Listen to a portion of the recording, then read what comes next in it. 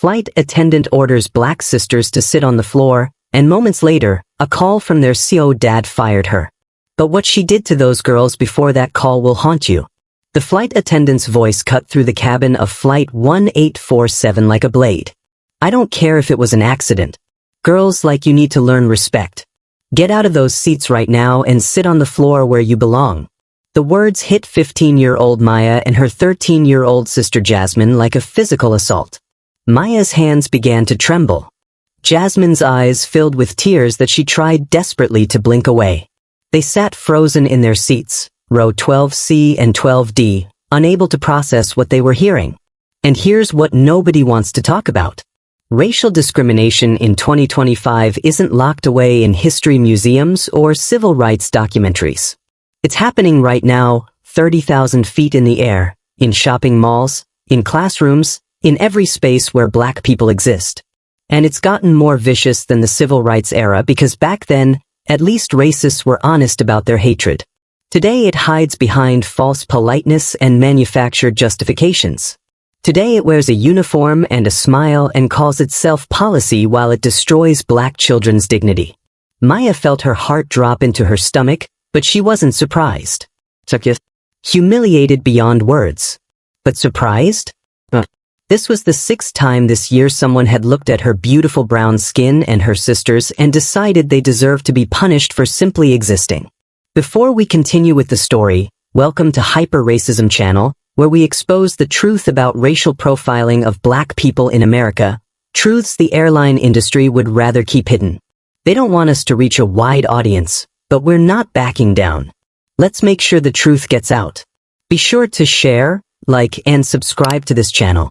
Together, we can reach millions with the facts they've tried to bury. Thanks for hitting that subscribe button and supporting the cause.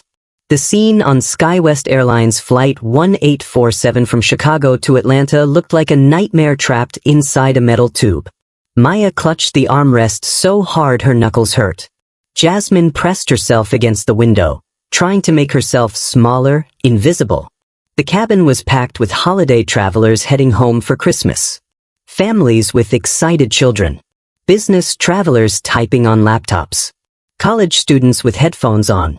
And every single one of them was watching.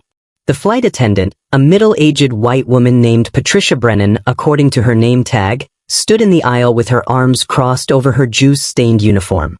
2 other flight attendants stood behind her, their faces carefully neutral, saying nothing. The spilled juice wasn't even that much.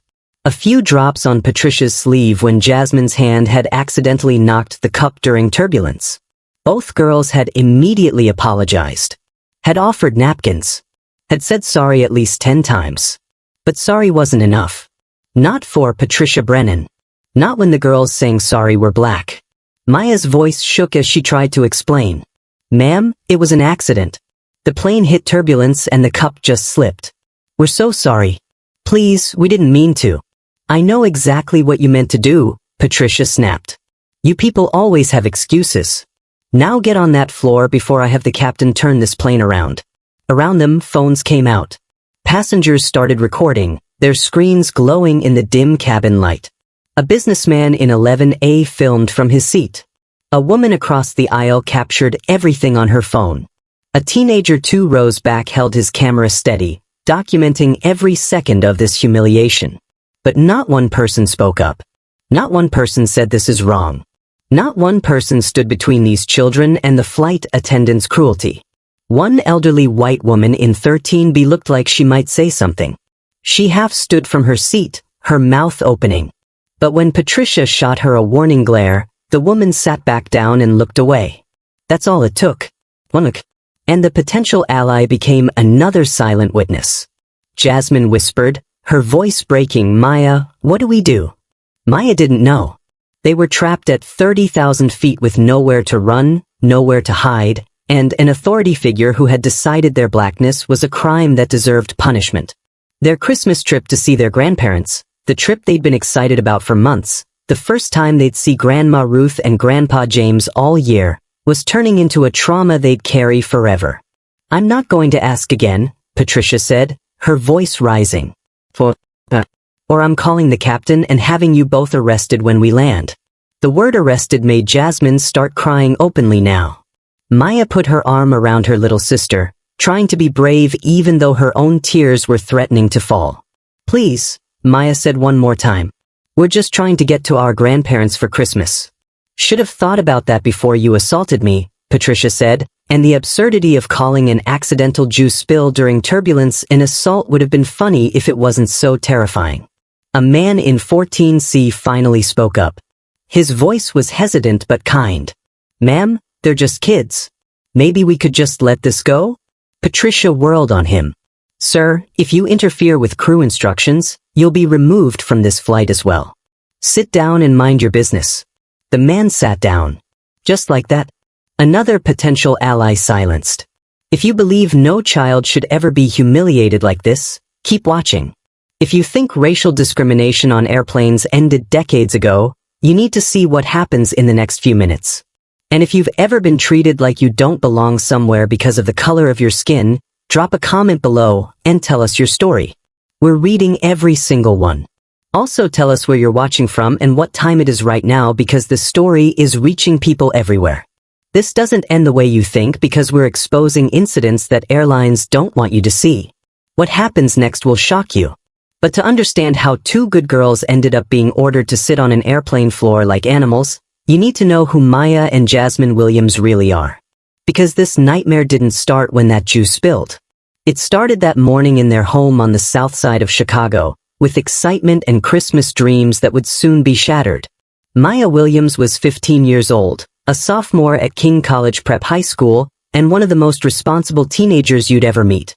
She carried a 3.8 GPA, was captain of the debate team, and tutored younger students in math every Thursday after school. Teachers described her as mature beyond her years. Her friends called her the mom of the group because she always made sure everyone got home safe, always remembered birthdays, always had extra pencils and snacks in her backpack for anyone who needed them. Jasmine, 13 and in 8th grade at the same school's middle campus, was Maya's opposite in personality but her mirror in goodness. Where Maya was serious and organized, Jasmine was creative and spontaneous. She played clarinet in the school band, wrote poetry that her English teacher said showed real talent, and had a smile that could light up a room. She collected stuffed animals, still slept with her favorite teddy bear Mr. Buttons, and dreamed of becoming a veterinarian someday. The sisters were incredibly close. After their mother passed away from breast cancer 3 years earlier, they'd become each other's anchors. Their father, Marcus Williams, worked long hours as a CEO of a major tech company, building the kind of success that was supposed to protect his daughters from the racism he'd experienced growing up. The girls had learned to rely on each other. Maya helped Jasmine with homework. Jasmine made Maya laugh when she got too stressed. They shared secrets, inside jokes, and a bond that tragedy had made unbreakable. This trip to Atlanta meant everything to them. Their maternal grandparents, Ruth and James Morrison, had been begging them to visit for months. Grandma Ruth's health had been declining, nothing serious but enough to make everyone aware that time with her was precious. The girls hadn't seen their grandparents since last Christmas, a whole year of phone calls and video chats but no hugs, no grandma's famous peach cobbler eaten fresh from the oven, no sitting on the porch listening to grandpa's stories about the civil rights movement. Their father had wanted to come with them, but a major business deal required his presence in New York. So he'd arranged everything carefully. Booked them on a direct flight. Made sure they had all necessary documentation. Gave Maya his credit card for emergencies. Called the airline to confirm unaccompanied minor procedures even though Maya was old enough to travel without it. He'd been protective, maybe overprotective, but he was a black father raising black daughters in America. He knew the world saw them differently than it saw white children. That Saturday morning, the Williams household had buzzed with excitement. Maya packed and repacked her suitcase 3 times, making sure she had the perfect outfits. Jasmine wrapped the Christmas presents they'd bought for their grandparents, a beautiful scarf for Grandma Ruth and a book about the Tuskegee Airmen for Grandpa James. They'd used their own money, saved from allowances and birthday gifts, because they wanted the presents to mean something. Their father drove them to O'Hare International Airport, arriving early like he always did. In the car, he'd given them his usual travel speech. Stay together. Be polite. If anyone gives you trouble, call me immediately. Keep your phones charged. Maya, you're in charge, but Jasmine, you look out for your sister too. At the airport, everything had gone smoothly. Check-in was easy. The woman at the counter smiled warmly, commented on how pretty they looked, wished them a Merry Christmas. Security was routine. They removed their shoes, sent their bags through the scanner, walked through the metal detector without any problems. At the gate, they'd waited with other holiday travelers, playing games on their phones, sharing a cinnamon pretzel, talking about how excited they were to see their grandparents. Boarding Flight 1847 felt like the beginning of an adventure. They found their seats, 12C and 12D, economy class near the middle of the plane. Window and middle seat. They stowed their carry-ons in the overhead bin, settled in, and buckled their seatbelts. The plane was an older Boeing 737, worn seats with faded upholstery, overhead bins that looked stuffed to capacity, that distinct airplane smell of recycled air and cleaning products. Around them, other passengers settled in. A businessman in row 11 immediately opened his laptop. A young family with 2 small children struggled to get situated in row 10. College students in the back laughed loudly about their holiday plans. It was a normal flight with normal people, or so it seemed. The initial flight attendants who greeted passengers during boarding were perfectly pleasant. A young man named David welcomed them aboard with a genuine smile. An older woman named Susan helped a passenger find space for an oversized bag. Everything felt fine. Normal. Then Patricia Brennan appeared. She came down the aisle after takeoff, pushing the beverage cart, and something about the way she looked at Maya and Jasmine made Maya's stomach tighten with unease. Patricia was maybe 55 years old, with short blonde hair styled in a severe bob, thin lips pressed into what might have been a smile on someone else but looked more like a grimace on her.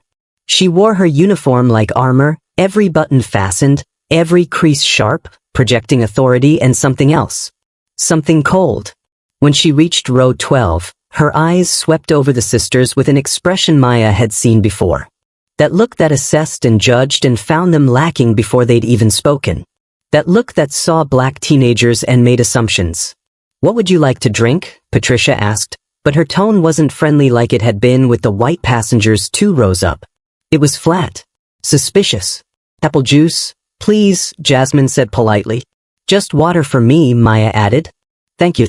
Patricia poured the drinks with movements that seemed deliberately careless, filling the cups too full. She handed them over without making eye contact, without the small pleasantries she'd offered other passengers. That's when the plane hit turbulence. Just a small bump, the kind that happens on every flight. But it was enough to jostle Jasmine's hand as she reached for her cup. The apple juice splashed, a few drops landing on Patricia's sleeve. "Oh my God, I'm so sorry," Jasmine said immediately, her eyes wide with alarm. Maya grabbed napkins from her seat pocket, both girls apologizing profusely, trying to help clean up the tiny spill. And that's when Patricia's professional mask slipped completely, revealing the prejudice underneath. Her face hardened. Her eyes went cold. And the words that came out of her mouth would change everything. "You need to be more careful," she hissed, and there was something in her voice that had nothing to do with spilled juice and everything to do with the color of the girl's skin. Maya felt it then. That shift. That moment when you realize someone doesn't just dislike you. They hate what you represent. Who you are. What you look like. Patricia walked away, muttering under her breath, but loud enough for them to hear. Always causing problems. The sisters exchanged glances. Jasmine's eyes filled with worried tears. Maya squeezed her hand, trying to reassure her even though her own heart was racing with anxiety. They didn't know it yet, but Patricia Brennan was walking to the galley to make a decision. A decision that would humiliate them, traumatize them, and ultimately end her career. She was deciding that these black girls needed to be taught a lesson. And in 90 seconds, she would return to row 12 with that lesson in mind. Patricia Brennan returned to row 12 with the kind of expression that told Maya something terrible was about to happen. The flight attendant's face had hardened into a mask of contempt, her lips pressed into a thin line, her eyes cold and merciless. She stopped at their row and crossed her arms, and the entire section of the plane seemed to go quiet as passengers sensed the tension. "I've made a decision," Patricia announced loudly enough that everyone within 5 rows could hear. You two clearly can't be trusted in these seats. You're a danger to the crew and other passengers. Maya's stomach dropped. Ma'am, we apologized. It was an accident. The turbulence. I don't want to hear excuses, Patricia snapped. Stand up. Both of you. The sisters exchanged terrified glances. Slowly, shakily, they unbuckled their seatbelts and stood in the cramped aisle. Jasmine was trembling so badly her knees knocked together. Maya tried to stand tall, tried to maintain some dignity, but her hands shook uncontrollably. What happened next would be seared into their memories forever. You're going to sit on the floor in the galley area for the remainder of this flight, Patricia said, her voice dripping with satisfaction. Maybe that will teach you some respect. The floor? Maya's voice came out as barely a whisper. Ma'am, we can't sit on the floor. That's not safe. That's not right. I decide what's safe on this aircraft, Patricia said. Now move. Before I have you restrained. This is what people don't understand about racism and discrimination in positions of authority. It's not just about prejudice. It's about power. Patricia Brennan had the power of that uniform, the authority of the airline behind her, and she was wielding both like weapons against 2 black children who had no way to fight back. She knew exactly what she was doing. She knew it was wrong. And she did it anyway because she could. Please, Jasmine sobbed. Please don't make us sit on the floor. We're sorry. We're so sorry. Too late for sorry, Patricia said coldly. Around them, passengers watched in stunned silence. Phones were still recording. A businessman in 11A had his camera pointed directly at the scene, capturing every humiliating second. A woman across the aisle looked horrified but said nothing. A teenager in the back row was live streaming to his social media, the view count climbing as people tuned in to watch this injustice unfold in real time. But nobody intervened. Nobody stood up. Nobody said this is wrong, stop this right now. The elderly woman in 13B, the one who'd started to speak up before, tried again. Her voice was shaky but determined. Excuse me, miss, but this seems excessive. They're just children. Can't we just let them sit in their seats? Patricia whirled on her with fury. Ma'am, I warned you once. If you interfere with crew instructions again, I will have the captain divert this flight and have you removed. Do you understand me? The elderly woman's face went pale. She sat back down, her hands gripping the armrests, her eyes filled with guilt and shame but her mouth staying closed. That's what I thought, Patricia said triumphantly. Another passenger, a black man in his 30s sitting in row 14, stood up. His voice was firm. This is wrong. You can't treat children like this. I'm a lawyer and what you're doing is illegal. Patricia's smile was vicious. Sir, sit down immediately or you'll be joining them. I'm not sitting down until you let those girls return to their seats. Fine, Patricia said, pulling out her radio. Captain, we have a passenger refusing to follow crew instructions. He's being verbally aggressive and threatening. I need you to contact authorities for his removal upon landing. The lawyer's face fell. I didn't threaten anyone. I'm just... Sit down, another flight attendant, the young man named David, said quietly. Please. You're making it worse. And that was the horrible truth. In that moment on that plane, speaking up made things worse. The system was designed to protect Patricia's authority, not the girl's dignity. And everyone in that cabin knew it. The lawyer sat down slowly, defeat written across his face. I'm sorry, he said to Maya and Jasmine. I tried. Maya felt something break inside her. Even the people who wanted to help couldn't. They were truly alone. Patricia grabbed Maya's arm roughly, her fingers digging into the teenager's skin hard enough to leave marks. Let's go. Your sister too. They were marched down the aisle like criminals. Every passenger they passed stared. Some looked sympathetic. Some looked uncomfortable. Some looked away entirely, unable or unwilling to witness this cruelty. But none of them helped. The galley area at the back of the plane was small and cramped, barely 6 feet by 4 feet, with metal carts and storage compartments lining the walls. The floor was hard and cold, covered in industrial carpet that smelled like disinfectant and spilled coffee. Sit, Patricia commanded, pointing at the floor. Maya's voice shook with desperation and humiliation. "Ma'am, please. We're begging you. Don't do this to us. We haven't done anything wrong. Sit down or I'm having you arrested when we land for assaulting a crew member and interfering with flight operations." The threat of arrest, of police, of being criminalized, was too much. Maya and Jasmine had been raised to respect authority, to follow rules, to never give anyone a reason to call them troublemakers. Their father had taught them that being black meant being twice as good, twice as careful, twice as respectful because the world would judge them twice as harshly. So they sat, right there on that cold, hard floor. They folded themselves into that tiny space, their backs against the metal carts, their legs pulled up because there wasn't room to stretch out. And they cried. Jasmine sobbed openly, her face buried in her hands, her whole body shaking.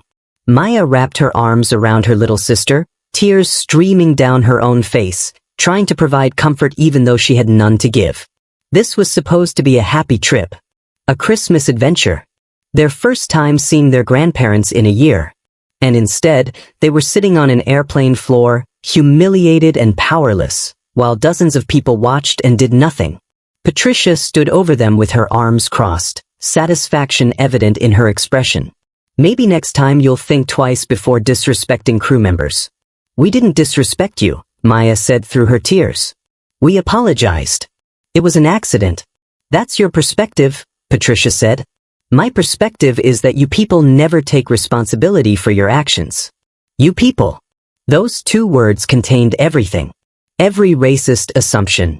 Every prejudice. Every bit of hatred that Patricia Brennan carried in her heart for black people, especially black children who she saw as inherently problematic, inherently guilty, inherently deserving of punishment. Other flight attendants passed by the galley. David, the young one, looked distressed but said nothing. Susan, the older woman, glanced at the girls on the floor and quickly looked away, her discomfort obvious but her silence complete. They knew this was wrong. They knew Patricia had crossed a line. But they said nothing because challenging her meant risking their own jobs, facing their own consequences. This is the anatomy of systemic racism. It's not just the Patricia Brennans of the world actively inflicting harm. It's every person who sees that harm and chooses their own comfort over someone else's dignity. It's every bystander who records instead of intervenes. It's every colleague who witnesses abuse and stays silent to protect their paycheck. 20 minutes passed. Then 30. The girls sat on that floor, their bodies cramping, their spirits breaking. Passengers walking to the bathroom stared at them. Some looked sympathetic. One woman whispered, "I'm so sorry," as she passed. But sorry didn't help. Sorry didn't get them off that floor. Jasmine whispered, her voice hoarse from crying, "Maya, I want to go home. I want Daddy." "Me too," Maya said, holding her sister tighter. "Me too, baby girl." But their father was in New York, completely unaware that his daughters were being tortured at 30,000 feet. Their phones were in their bags in the overhead bins, inaccessible. They had no way to call for help, no way to reach anyone who could save them. They were trapped in this nightmare with no end in sight. Patricia returned periodically to check on them, each time with that same cruel satisfaction in her eyes. "Comfortable down there?" she'd ask mockingly. "Learning your lesson yet?" The girls didn't answer. There was nothing to say. Nothing that would change Patricia's mind or soften her heart because her cruelty wasn't about spilled juice. It was about power and prejudice and the opportunity to inflict pain on black children without consequence. Or so she thought. Because high above them, air traffic control was about to receive a very important call. And Patricia Brennan's reign of terror was about to come to a sudden and permanent end. But the girls didn't know that yet. In that moment, sitting on that cold floor, all they knew was suffering. The minutes crawled by like hours. Maya checked her watch for what felt like the 100th time. They'd been on the floor for 45 minutes now. 45 minutes of cramped legs and aching backs and tears that wouldn't stop coming. Jasmine had gone quiet, that scary kind of quiet where you know someone has retreated deep inside themselves because the pain is too much to process. Around them, the flight continued like nothing was wrong. Flight attendants prepared for the beverage service. Passengers read books and scrolled through phones and dozed in their seats. Life went on normally for everyone except two black girls sitting on a galley floor like discarded baggage. A middle-aged white woman approached the bathroom, saw the girls huddled on the floor, and stopped. Her face registered shock, then something that looked like genuine concern. She knelt down, her voice gentle. "Sweethearts, are you okay? Why are you sitting down here?" Before Maya could answer, Patricia appeared like a hawk spotting prey. "Ma'am, please return to your seat.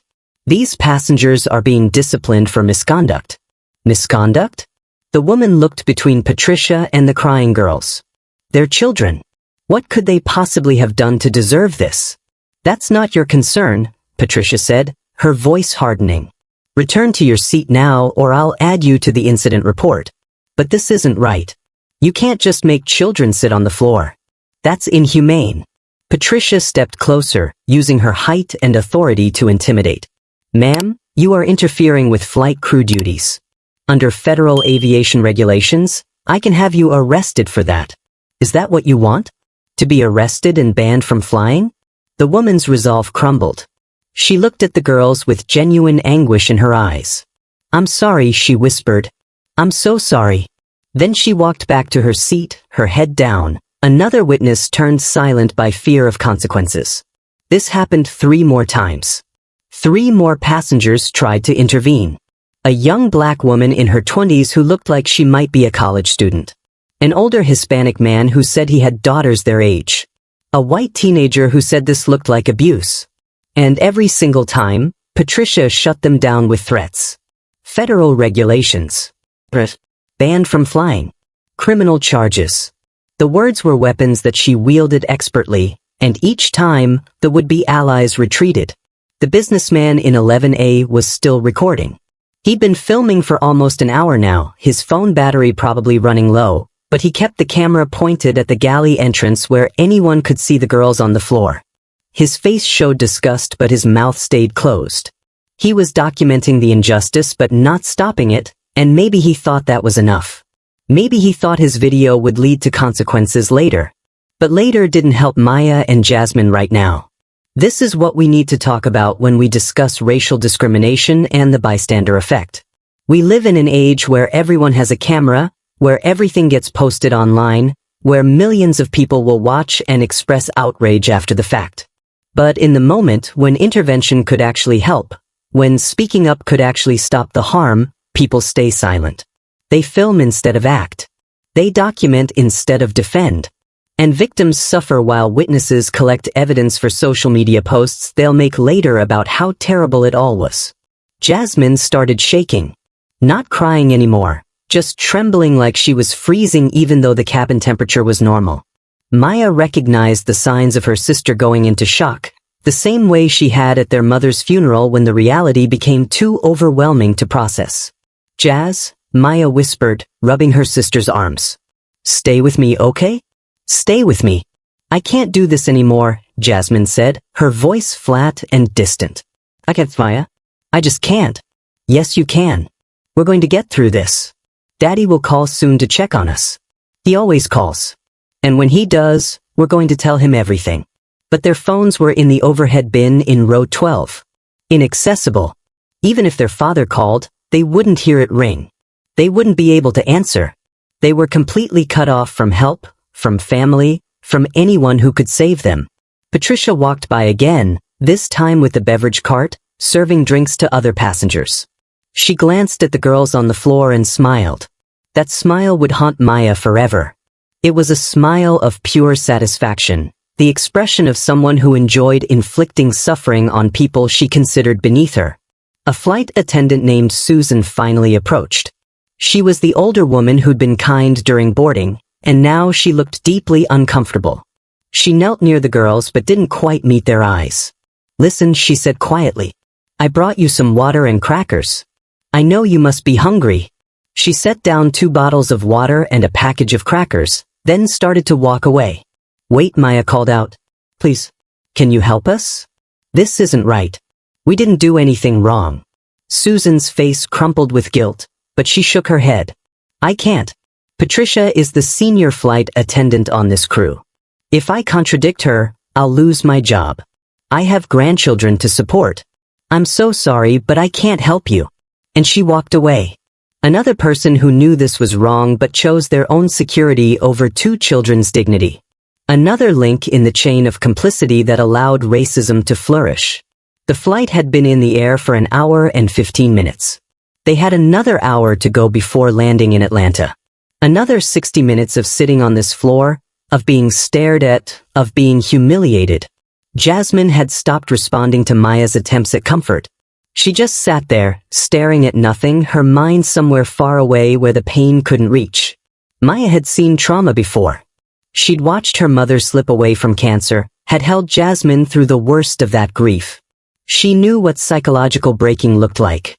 And her baby sister was breaking right now. Please, Maya said to the empty air, to God, to anyone who might be listening. Please let someone help us. Please don't let this be how our story ends. But the plane flew on through clear December skies, and nobody came.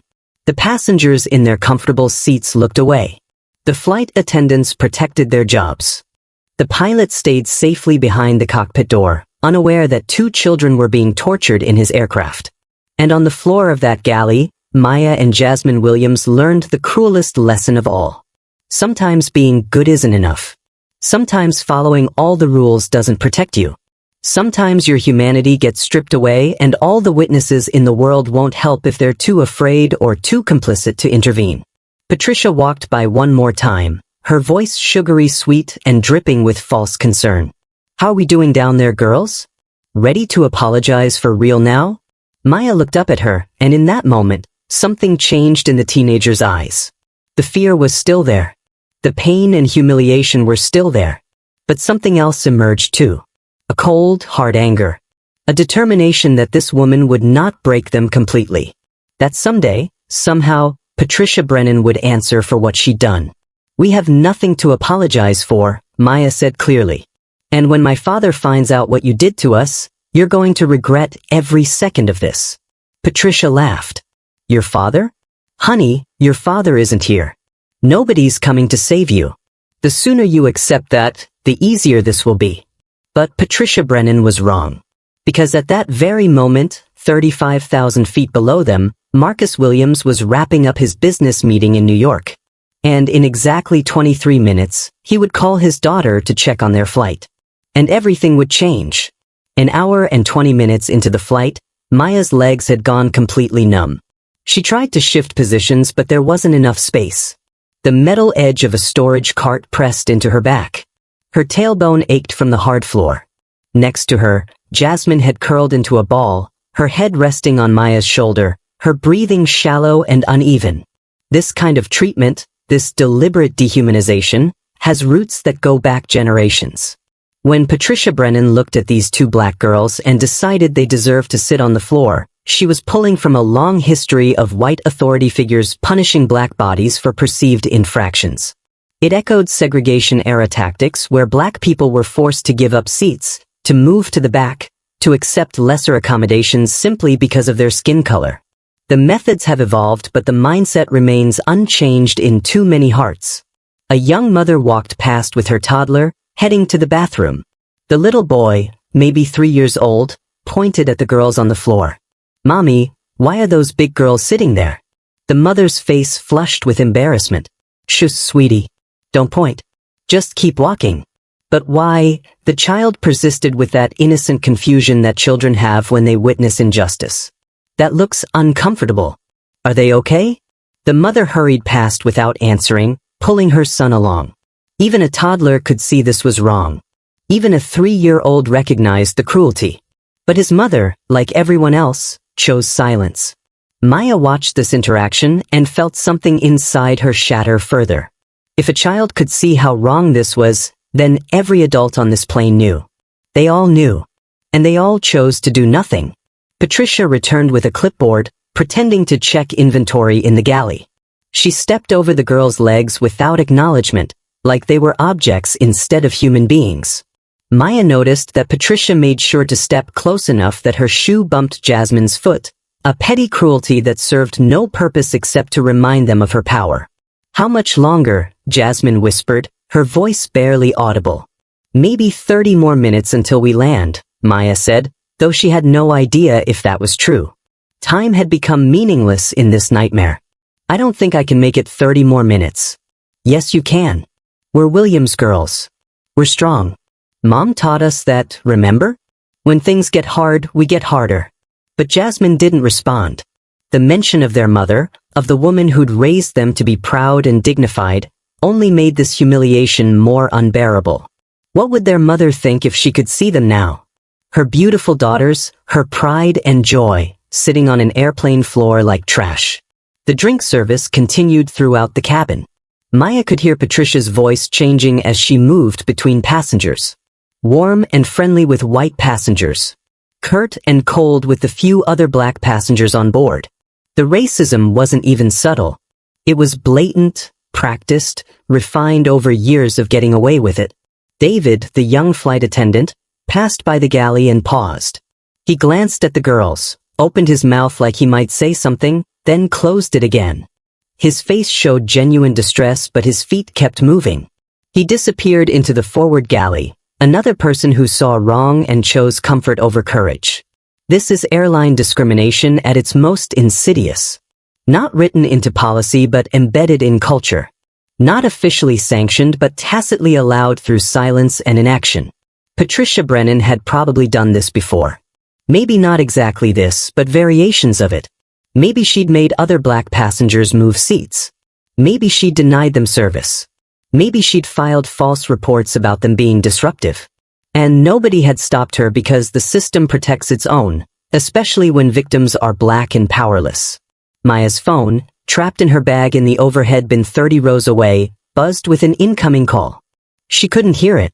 Couldn't feel it. Had no idea that salvation was trying to reach her. The phone buzzed again. And again. And again. Their father, Marcus Williams, was calling. And when his daughter didn't answer, his concern was about to turn into the kind of rage that would bring this plane down from the sky. An hour and 35 minutes into the flight. Maya's entire body ached. She tried counting ceiling tiles to distract herself. Tried thinking about Christmas morning with her grandparents. Tried imagining this was all a terrible dream she'd wake up from. But the pain was too real. The humiliation too raw. This was happening and there was no escape. Jasmine had stopped crying, but only because she'd run out of tears. Her eyes were swollen and red, her face blotchy from sobbing. She stared at nothing, her expression empty in a way that terrified Maya more than the crying had. This was what trauma looked like. This was what happened when you broke a child's spirit. Maya's mind drifted back to that morning. Just 6 hours ago, but feeling like a lifetime. She remembered the excitement as they'd gotten dressed, Jasmine trying on 3 different outfits before settling on her favorite Christmas sweater with reindeer on it. She remembered packing the carefully wrapped presents for their grandparents, Jasmine insisting they needed extra ribbon to make them perfect. She remembered their father driving them to the airport, his usual lectures about being safe and responsible, his smile when he'd hugged them goodbye. "We'll call you when we land," Maya had promised. "Give Grandma and Grandpa our love," he'd said. "And have the best Christmas ever, my beautiful girls. The best Christmas ever." Instead, they were living through the worst experience of their lives. Maya remembered their mother too. Victoria Williams had been a force of nature, a woman who taught her daughters to stand tall, to be proud of their heritage, to never let anyone make them feel less than. She'd marched in protests, volunteered with civil rights organizations, taught her girls about Ruby Bridges and Rosa Parks and all the strong black women who'd refused to accept injustice. What would Mom do right now, Maya wondered?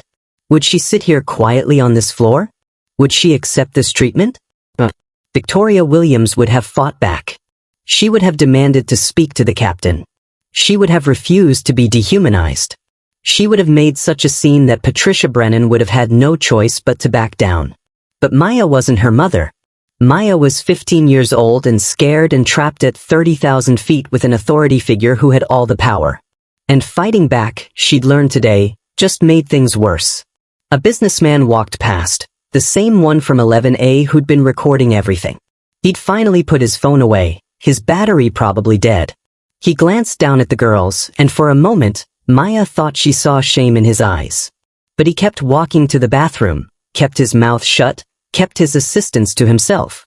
In that moment, Maya understood something profound about how racism survives in modern America. It survives because good people stay silent. It survives because witnesses document instead of intervene. It survives because everyone has an excuse. I might lose my job. I might get in trouble. I might make things worse. Someone else will help. It's not my place. I don't want to get involved. And while everyone makes their excuses, black children sit on airplane floors. Patricia appeared again, this time with a trash bag, collecting cups and napkins from passengers. She stopped at the galley entrance and looked down at the girls with that same cruel satisfaction. Still down there, I see, she said mockingly. Learned your lesson yet about respecting your betters? Your betters. The phrase hung in the air like poison. That's what this was really about. Not spilled juice. Not accident or turbulence or teenage carelessness. It was about Patricia Brennan believing, deep in her racist heart, that she was better than these black children. That her white skin gave her the right to punish them, humiliate them, treat them as less than human. Maya looked up at her, and the anger that had been building finally found words. You're going to regret this, she said quietly but firmly. When people find out what you did to us, you're going to lose everything. Patricia laughed, a harsh sound without humor. Sweetheart, it's your word against mine. And guess whose word the airline will believe? Now shut up and stay down there until I say you can move. She walked away, humming a Christmas carol like she didn't have a care in the world. Like she hadn't just destroyed 2 children's sense of safety and dignity. Like this was just another day at work. But what Patricia didn't know, what she couldn't possibly have anticipated, was that Maya and Jasmine Williams weren't just any children. They were the daughters of Marcus Williams, a man with resources and connections and a protective fury that, once unleashed, would be absolutely unstoppable. In New York, Marcus was calling his daughter's phone for the 5th time. Still no answer. His concern was morphing into worry. His worry was morphing into alarm. And his alarm was about to morph into action that would change everything. Maya's phone, still in that overhead bin, buzzed with another missed call. The voicemail notification appeared on the screen that no one could see. Baby girl, it's Dad. I've called 4 times. I'm starting to worry. Call me as soon as you get this. I don't care if you're mid-flight, I need to know you're okay. Use the airplane Wi-Fi if you have to. Just call me back. I love you both. The desperation in his voice would have broken Maya's heart if she could have heard it. The fear of a father who sensed, somehow, that his children needed him. Susan, the older flight attendant, made one more attempt at easing her conscience. She brought the girls 2 bags of pretzels and 2 more bottles of water, setting them down without making eye contact. Thank you, Maya said, her voice hollow. I wish I could do more, Susan whispered. I really do. But I'm 3 years from retirement and I can't afford to lose this job. I'm sorry. Everyone's sorry, Maya said bitterly. But sorry doesn't get us off this floor, does it? Susan flinched like she'd been slapped, then hurried away, her guilt chasing her down the aisle. Jasmine finally spoke, her voice small and broken. Maya, do you think we did something wrong? Like, maybe we should have been more careful? Maybe this is our fault? And that question, that horrible question that showed how deeply this trauma had burrowed into her baby sister's psyche, made Maya want to scream. This was what racism did. It made victims question themselves. It made innocent people internalize guilt for crimes they never committed. It took confident, happy children and turned them into broken souls who wondered if they deserved their own suffering. No, Maya said fiercely, grabbing her sister's face and forcing Jasmine to look at her. Listen to me, Jess. This is not our fault. We did nothing wrong. Nothing. That juice spilled because of turbulence. We apologized immediately. We were polite and respectful. This is happening because that woman is racist. Because she looked at our beautiful black skin and decided we deserve to be punished. But we did nothing wrong. Do you hear me?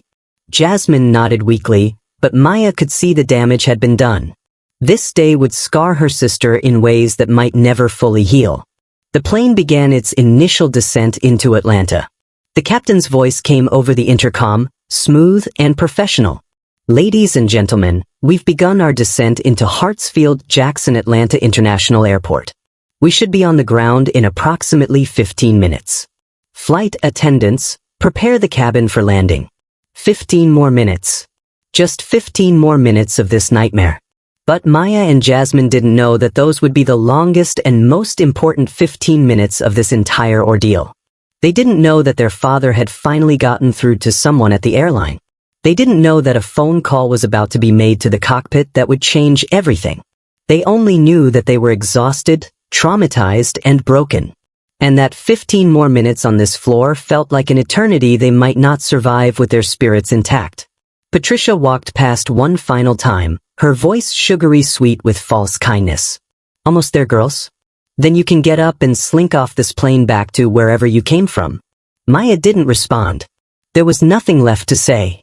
She just held her sister and waited for this torture to end, having no idea that justice was about to crash into their lives with the force of a freight train.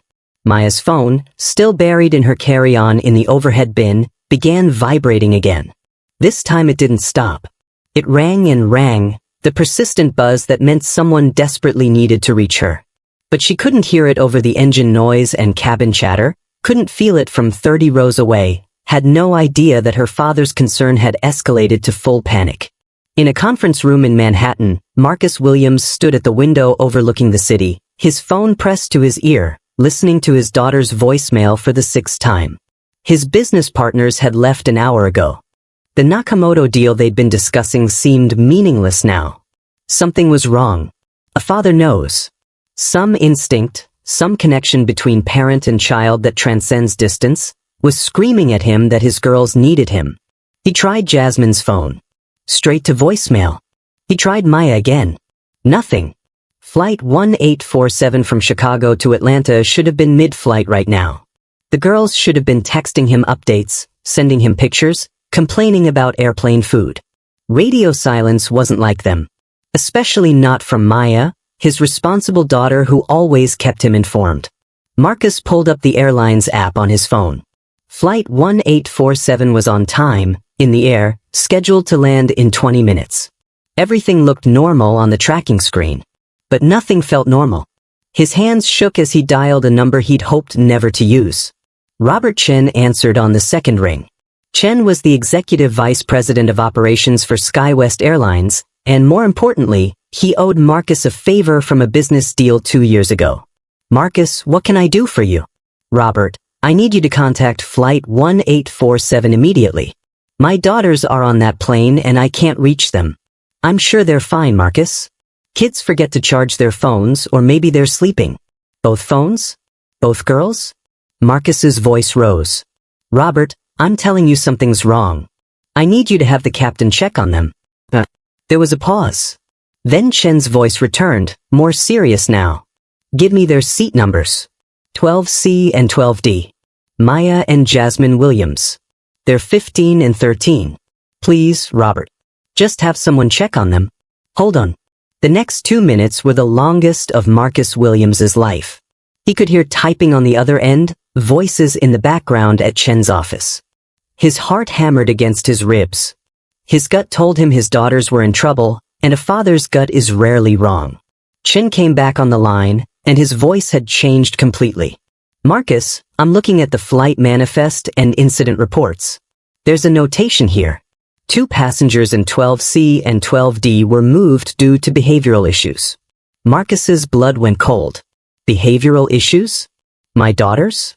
Robert, my girls have never had behavioral issues in their lives. What the hell is going on? Let me call the cockpit right now. Stay on the line. More waiting. More typing. Then Chen's voice again, tight with concern. Marcus, I'm getting the captain on a call. Something doesn't add up here. The incident report was filed by a flight attendant named Patricia Brennan, and honestly, her name has come up before in complaints we've been investigating. What kind of complaints? Marcus demanded. Racial discrimination complaints. 3 in the last 6 months. We've been building a case but hadn't acted yet because we needed more evidence. And you let her keep working? You let her keep interacting with passengers? With children? Marcus, I'm calling the captain right now. I'm going to get to the bottom of this. You do that, Marcus said, his voice deadly calm in the way that preceded storms. And Robert, if anything has happened to my daughters, if that woman has touched one hair on their heads, I'm going to burn your entire airline to the ground. Do you understand me? I understand. Give me 2 minutes. Marcus paced his office, his mind racing through terrible possibilities. His daughters were alone on that plane with someone who had multiple discrimination complaints. His daughters weren't answering their phones. His daughters had been moved from their seats for alleged behavioral issues that he knew in his soul they hadn't caused. And then, finally, Chin came back on the line. Marcus, I've contacted Captain Anderson. He's leaving the cockpit now to investigate. And Marcus, I'm ordering an emergency priority landing. This flight is getting on the ground immediately. What did you find out? Marcus asked, though part of him didn't want to know. Chen's voice was grim. The flight attendant has your daughters sitting on the galley floor. She claims they assaulted her by throwing juice on her. Marcus, I've pulled the security footage from the gate area and I can see your girls boarding. They're clearly well-behaved children. This doesn't match the report at all. The floor? Marcus's voice came out strangled. She has my babies sitting on the floor? I'm handling it right now. Captain Anderson is intervening as we speak. But in the galley of Flight 1847, Maya and Jasmine had no idea help was coming. They only knew they'd been on that floor for nearly 2 hours, that landing was approaching, and that this nightmare was almost over. Almost.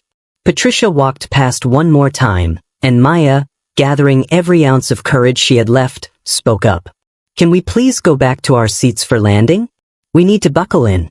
Patricia's smile was vicious. Oh, you can buckle in right there on the floor. Wouldn't want you to be unsafe, would we? And that's when they heard it. The cockpit door opening. Heavy footsteps. A male voice, firm and authoritative, cutting through the cabin noise. What the hell is going on back here? Captain Robert Anderson emerged from the cockpit with the kind of expression that made everyone in the vicinity go silent. He was a tall black man in his 50s with 28 years of flying experience and zero tolerance for discrimination. He'd received the call from Robert Chin 60 seconds ago, and what he'd heard had made his blood boil. He strode down the aisle toward the rear galley, his captain's uniform commanding instant respect. Passengers turned to watch, sensing something significant was happening. Patricia, who'd been organizing supplies near the galley, looked up with a practiced smile that faltered when she saw the captain's face. Captain Anderson, she said with false brightness. Is something wrong? He didn't answer her immediately. Instead, he looked down at the galley floor where Maya and Jasmine sat huddled together, their faces tear-stained, their bodies cramped and defeated. His jaw tightened. His hands clenched into fists at his sides. Stand up, girls, he said gently. Right now. Maya and Jasmine looked at each other, uncertain. Was this another trick? Another punishment? It's okay, Captain Anderson said, his voice softening even more. You're safe now. Please stand up. They struggled to their feet, their legs stiff and uncooperative after nearly 2 hours on that hard floor. Captain Anderson steadied Jasmine when she stumbled, her circulation not yet restored. Now tell me, he said, looking them directly in the eyes with compassion they hadn't seen since boarding this plane. What happened here? Maya's voice shook, but she found it. We accidentally spilled some juice during turbulence. We apologized immediately. And then Maya gestured at Patricia, told us we had to sit on the floor for the rest of the flight. We've been here almost 2 hours. Captain Anderson turned to Patricia, and the temperature in the galley seemed to drop 20 degrees. Is this true? Patricia's face had gone pale, but she recovered quickly, shifting into defensive mode. Captain, these girls assaulted me. They threw juice on me deliberately. I was well within my authority to discipline unruly passengers. Threw juice on you, the captain repeated slowly. Deliberately. Yes, Patricia said, her voice gaining confidence. It was clearly intentional. They were belligerent and disrespectful. I filed an incident report. Captain Anderson pulled out his phone, pulled up something on the screen, then turned it toward Patricia. This is a text I just received from our VP of Operations. He's reviewed the gate camera footage. It shows these girls boarding politely and calmly. He's also pulled your incident reports from the last 6 months. This is the 4th time you've accused black passengers of assault or misconduct. The 4th time, Patricia. The color drained completely from Patricia's face now. And I just spoke with the passenger in 11A, Captain Anderson continued, gesturing toward the businessman who'd been recording. He sent his video footage to corporate. It clearly shows these children apologizing repeatedly while you ordered them to sit on the floor. It shows multiple passengers trying to intervene while you threaten them.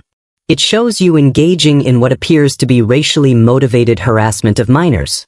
I was maintaining order on this aircraft, Patricia said, but her voice had lost its conviction. You were abusing your authority, Captain Anderson corrected. You were discriminating against children based on the color of their skin. And as of this moment, you are relieved of duty. You can't do that, Patricia sputtered. I have union protection. I have rights. And these children had rights too, the captain said. The right to dignity. The right to their purchased seats. The right not to be humiliated and tortured for 2 hours because of your prejudice. David, he called to the younger flight attendant who'd been hovering nearby. Escort Ms. Brennan to a passenger seat. She is no longer working this flight. Security will be meeting us upon landing. This is ridiculous, Patricia said, her voice rising with desperation. I've worked for this airline for 12 years. You can't just watch me, Captain Anderson said coldly. Now sit down before I have you restrained.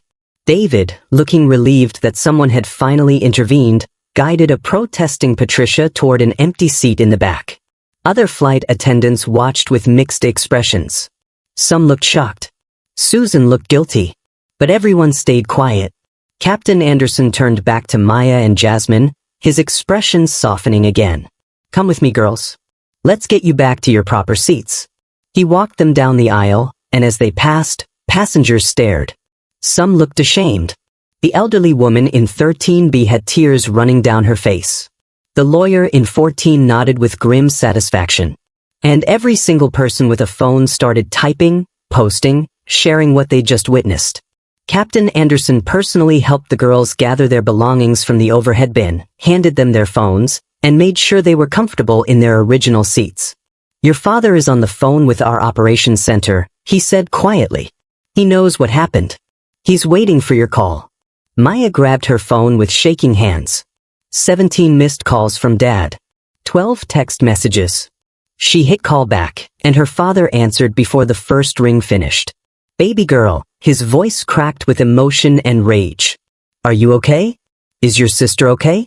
We are now, Maya said, and finally, she let herself break down completely. Daddy, it was so awful. She made us sit on the floor. She wouldn't let us move.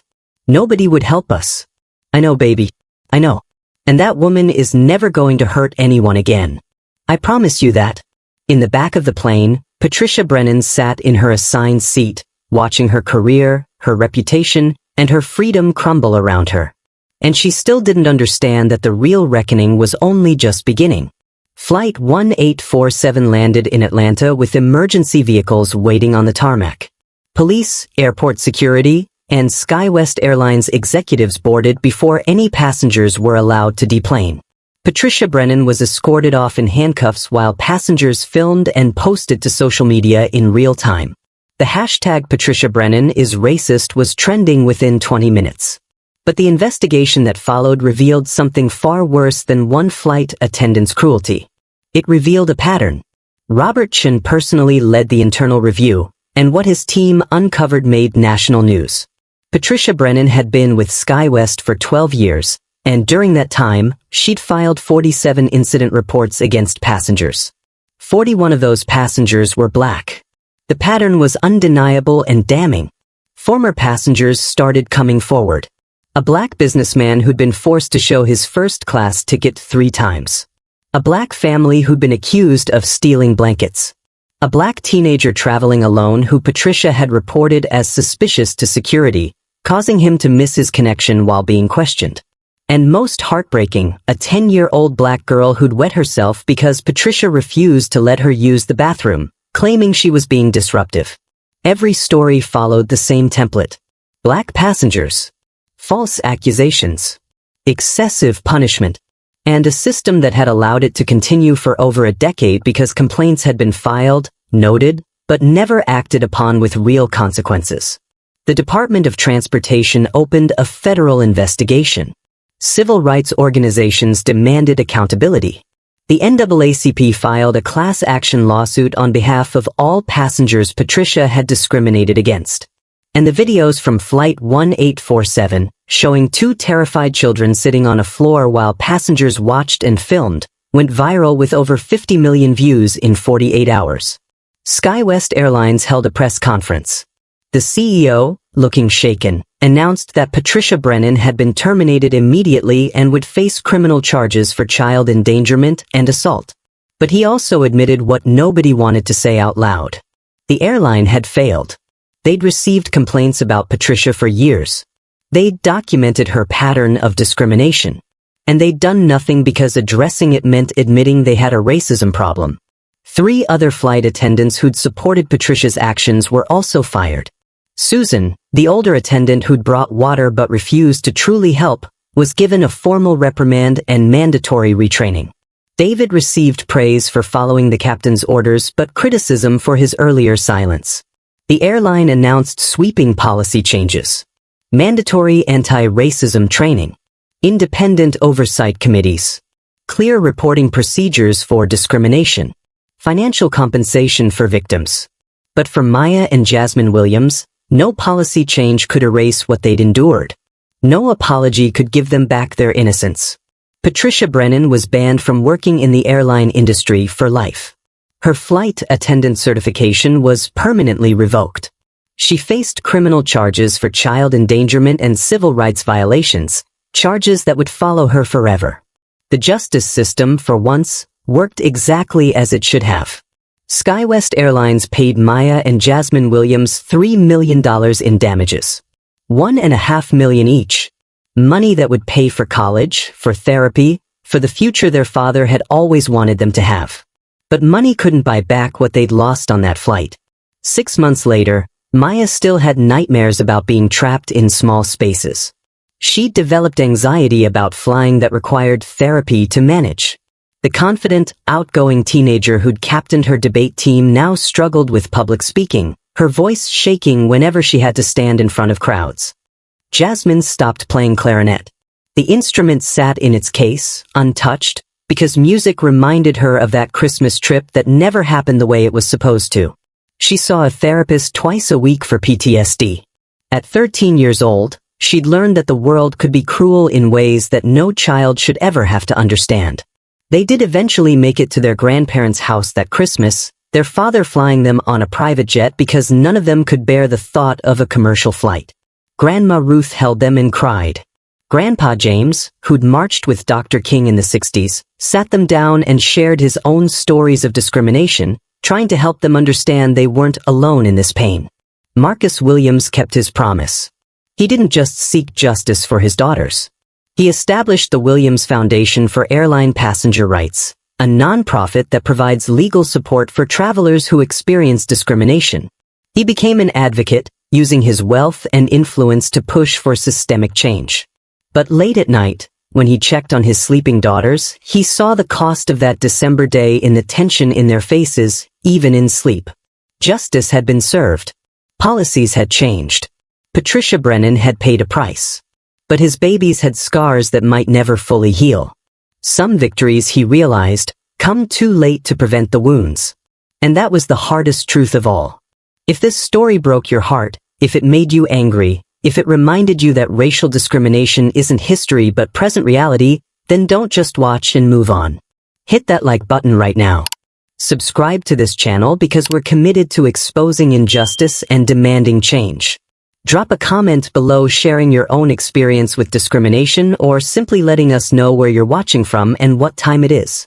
Share this video with someone who needs to see it, someone who thinks racism is exaggerated or doesn't exist anymore. Tag someone who needs this wake-up call.